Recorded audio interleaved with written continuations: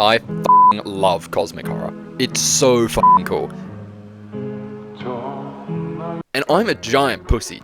I hate horror, to the point that I explicitly avoid anything in relation to even basic horror elements. Even the most basic horror slasher movies, I'm terrified of, because I can't handle the reality of me specifically being hunted down by an unstoppable, unkillable entity. But when it is everybody who is going to die from a being from another dimension who is inconceivable and indescribable to human language, I just have a morbid love for it. The idea that we as humans, with our constant centric ego, and the idea that we are the center of the universe, that idea being stripped away from us, knowing that we are insignificant to the forces that could crush us as if we were ants, is just so cool. And cosmic horror is so much more than just the terror of space. It's the terror of these elements of the macabre, beings from the evil planets from the edges of the solar system, are living among us right now, and we are just living our lives none the wiser. And specifically, I love Lovecraftian horror. Lovecraftian horror is commonly confused as cosmic horror as a whole, but Lovecraftian horror is more specific than cosmic horror. It's more gothic, with consistent monsters and characters with rotten decay, where cosmic horror focuses more on the insignificance of humans in the universe as a whole. And Lovecraftian horror, as the name suggests, reflects the fears and life of its author, H.P. Lovecraft.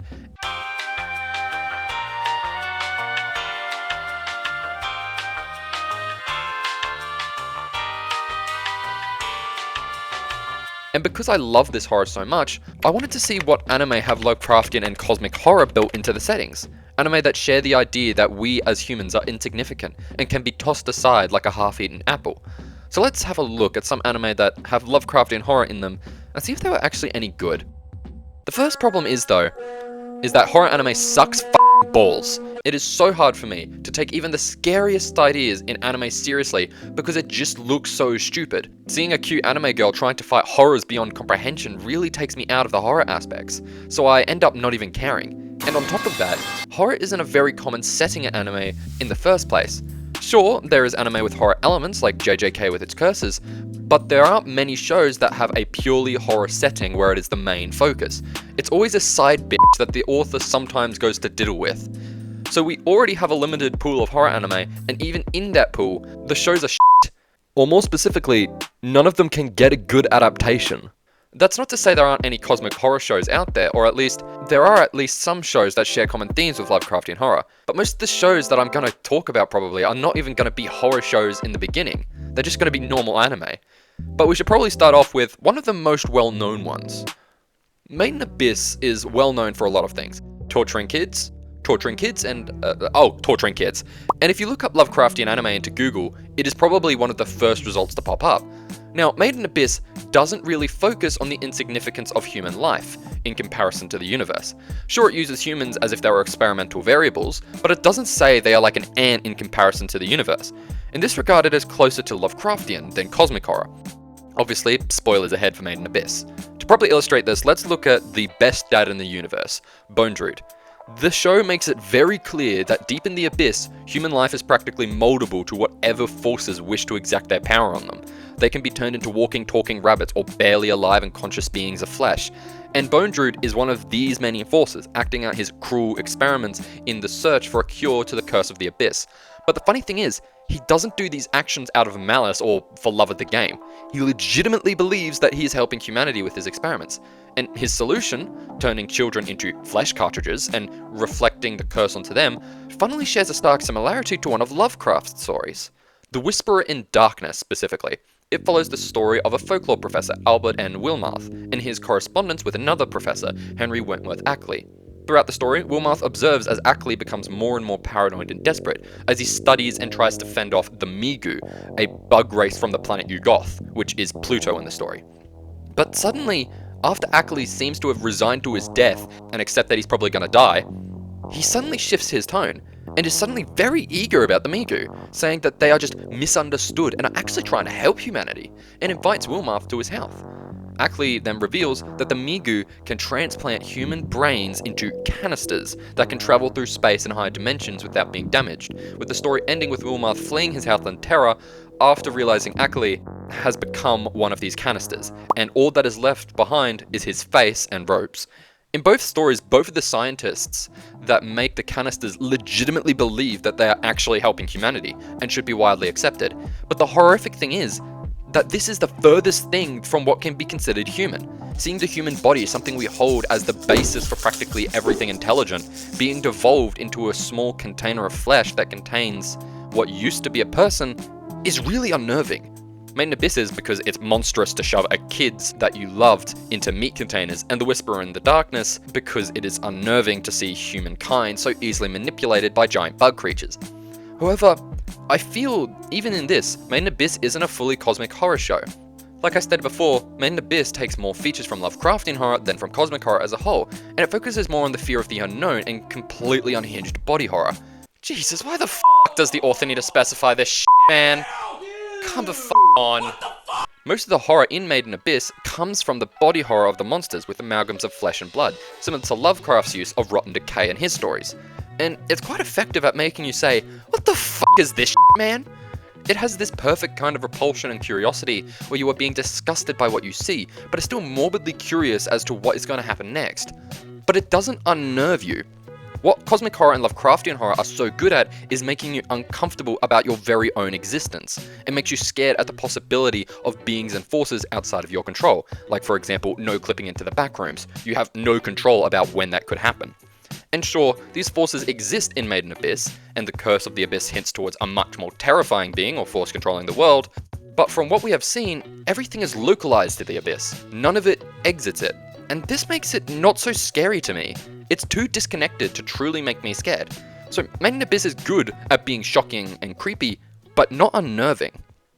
So then, what is a series that is the opposite of Made in Abyss? What's something that focuses more on the insignificance of humans as a whole and unnerves you a bit more, where no matter what we do, we are just another part of an infinite universe in the eyes of the gods? Angel's Egg, probably. Angel's Egg is definitely one of the weirdest anime movies ever made and is one of the most difficult to understand. Before I get into it, if you want to watch the movie, for some reason the whole thing is just on the Internet Archive. You can even download it for some reason. Cool. Created by Mamoru Oshii and Yoshitaka Amano in 1985, it tells the story of a girl and a boy trying to survive in a world that has seemingly been through an apocalypse of some kind. The girl throughout the movie protects an egg which she believes will hatch into an angel, while the boy wanders the desolate world. The movie is extremely surreal and difficult to understand, with a lot of symbolism and barely any dialogue throughout the film. Most of its symbolism comes from Christianity, though not because the author was Christian. He just found it interesting. Trying to put a definitive meaning to this movie is almost impossible as well, because nearly everything is layered in multiple different meanings and interpretations. So whatever I say is really just my own interpretation of what the story and meaning truly is. So if you disagree with me, that is a feature, not a bug. But I'm going to be focusing more on the cosmic horror elements of the movie, more than anything else. So firstly, the world of Angel's Egg is the Ark. Specifically Noah's Ark, the one where biblical Noah was told by God to gather one male and one female of every animal and put them on the Ark to survive the oncoming flood of the world. How the fuck do you get a male and female mosquito on an Ark? However, in Angel's Egg, God abandoned the world, the floodwaters never receding. The Ark is left, forever left, floating alone in a world that is never going to get any better. In the beginning of the movie, we see a massive mechanical eye descending into the water, surrounded with statues of people praying. I believe this eye is meant to represent God, him being half asleep. He still sees all that happens in the world, his eyes aren't completely shut, but he couldn't care to intervene, he's sleepy. For those who don't know, the reason God made Noah make the Ark was because humanity had become fully wicked, just comically evil, and he wanted to cleanse the world anew. But in Angel's Egg, he just fully abandoned them, so when Noah finally released the dove to see if the waters had receded, it never returned. And one interpretation is the boy in the story is actually searching for this dove, or believes it doesn't exist. Cosmically, the humans are just there. Even if they do exactly what God wished for, he couldn't care. The world is just left to rot and decay, just like so many of the cities in Lovecraftian horror. However, the girl in the story refuses to give up on the world, or more specifically, she refuses to give up on the egg. She guards it, acting as its mother, nurturing it throughout the story. She doesn't know exactly what is inside the egg or when it will hatch, but she blindly believes that it will someday. Apparently this is one of the only parts of the film that Oshii explained. He stated that the contents of the egg are supposed to represent dreams and hopes, something that may or may not exist. Dreams and hopes that the world might one day become better, one day where the floodwaters will recede. However, this blind faith is not rewarded, as when the boy smashes the egg, he reveals it to be nothing but an empty shell. By smashing the egg, he shows that the hope and redemption from God is impossible or implausible, because there is nothing left. There are multiple interpretations of what exactly breaking the egg means, like some say it is maturing and realizing the world cannot be saved by blind faith alone. And at the end of the movie, we see a statue of the girl on the giant eye, now rising back into the sky. Even though she failed to save the egg, she still goes to heaven. And that's a funny thing, God is still here, he just couldn't care about the world. Once again, we see the existential dread and cosmic indifference to humanity, the girl representing those who still believe, believing that God will someday return and bring salvation, and the boy representing those who believe that God and the dove were a lie, and the world is all they have. Some other interpretations of who the boy is, though, is maybe Noah, wandering around confused as to why the waters never receded, or maybe he's Jesus, as he carries a mechanical cross over his shoulder. But because humanity is practically dead, its sins are incredibly light, so that's why he can carry it. It really depends on what you interpret it to be. And Angel's Egg is really weird, but in terms of cosmic and Lovecraftian horror, it focuses on the insignificance of humanity rather than at the horrors of the unknown. If God decides to leave humanity, who are we to stop him? There's nothing we can do to stop him, with the movie ending on a wide shot showing the world to be an underside of an overturned ark. Now, we can't talk about Lovecraftian horror without mentioning some of the series that are quite literal adaptations of his work. So let's go over a few quickly, or just two.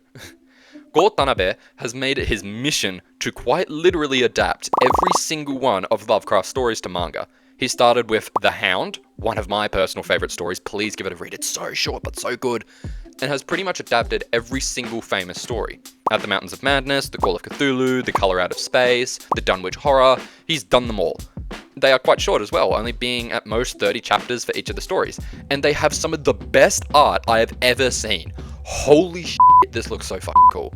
Even though one of the main purposes of reading Lovecraft's work is the fear of trying to imagine what could possibly be what is being described to you, that is really confusing. And I implore anybody who wants to read the Cthulhu mythos to read the stories like normal. You get such a good experience out of just reading the books. But these adaptations do a fantastic job of depicting the impossible geometries of the city of R'lyeh, or the horrific amalgamations of the Shoggoths. So if you want to experience a more visual idea of Lovecraft's world, or if you can't stand reading words on a page, give these mangas a read. And holy shit, Tanabe makes Cthulhu look so cool. This next one, though, isn't an exact adaptation of Lovecraft's work, but has some characters pulled from Lovecraft's stories. And if Lovecraft read this today, he probably would have helped build the atom bomb if he could. So one of the most dangerous characters in Lovecraftian mythos is Nyarlathotep. He goes by many names as well, the Haunter of the Dark, the Black Pharaoh, and the Crawling Chaos. He is terrifying, not just because he is one of the most powerful gods in the mythos, but because he is smart. Most of the gods in the mythos, or creatures from the void, are bumbling idiots that can't talk or at the very least think, and all they do is appear, try and eat you, and then are thwarted off by a posh white man. But Nyarlathotep is very smart. He can talk, travel around, and most importantly, he can deceive you. If you met him, you'd most likely be tricked into agreeing to be fed to Azathoth. So, what do you do with the most terrifying monster Lovecraft has ever written? You turn him into a cute anime girl, of course, because what else is he useful for? Nyaruko-san, Crawling with Love is a 2009 light novel which was adapted to anime in 2012. It follows the story of Nyaruko-san, an animefied version of Nyarlathotep, who was sent by the Space Defense Agency to defend Marihiro Yasaka from extraterrestrial threats. And it is possibly the dumbest anime rom-com I have ever seen.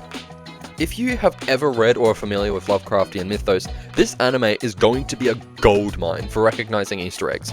It even has fucking Nodens. Nodens! Nobody talks about Nodens. It also has Lovecraftian characters not from the original mythos written by other authors, such as Cthulhu, the primordial spirit of fire. It's also quite funny, though not because the jokes are out of this world, but because it is just ridiculous to see Nyarlathotep be obsessed with manga and anime, and the other outer gods acting this way. They even twinkified the King in Yellow! Holy shit, they said it couldn't be done!